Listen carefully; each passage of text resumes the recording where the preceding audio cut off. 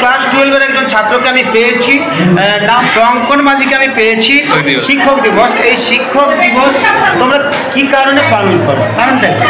প্রথমত বলি, আজ সর্বপল্লী রাধাকৃষ্ণনের জন্মদিন। তিনি ভারতের প্রথম উপরাষ্ট্রপতি ছিলেন।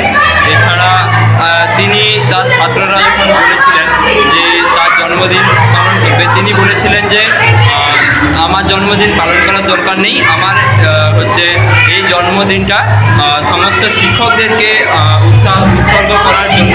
তাই আজ আমরা শিক্ষকদেরকে সম্মান এবং শ্রদ্ধা জানানোর জন্য শিক্ষক দিবসকে পালন করি। একটা কোশ্চেন, যে আমরা শুনি ছাত্রদের মধ্যে নাকি ওভার কনফিডেন্স কিংবা অতিরিক্ত স্মার্টনেস, এই স্মার্টনেসের কারণে সম্প্রতি শোনা যায় বিভিন্ন মানুষের মুখে যে ছাত্রদের গুরু ভক্তি বা শিক্ষকদের প্রতি অনেকটা ভক্তি প্রায় কমে গেছে।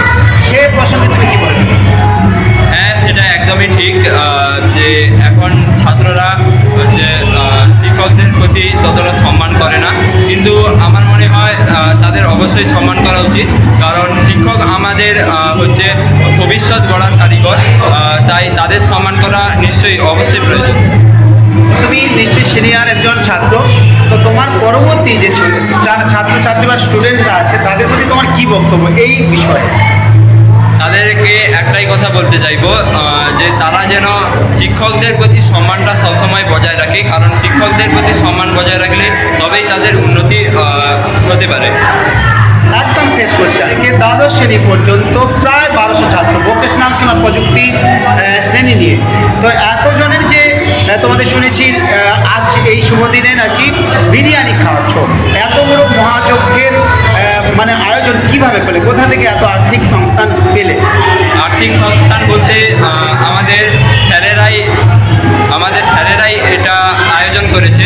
তারা চায় প্রতি বছরই একই রুটিন হয়, একই মেনু হয়। এই বছর স্যারেদের মাথায় এলো যে এবারে নতুন কিছু করবে, তাই তারা বিরিয়ানি তৈরি করছে এবং এই অর্থ স্যারেরাই সম্পূর্ণভাবে প্রদান করছে। ধন্যবাদ অঙ্কনকে, কারণ দ্বাদশ শ্রেণীর ছাত্র বিজ্ঞান বিভাগের। শেষ কোশ্চেন একদম বলবো যে শিক্ষকদের কাছ থেকে তুমি কী প্রত্যাশা করো? শিক্ষকদের কাছে প্রত্যাশা করি তারা যেমন শাসন করবে তেমনি যেন আমাদেরকে ভালো করে পড়ায়, ঠিক আছে, এবং আমাদেরকে কিছু জ্ঞানের কথা বলে। এই শিক্ষক দিবস তোমরা পালন করো, আরও সুন্দর হয়ে উঠুক তোমাদের ভবিষ্যৎ জীবন।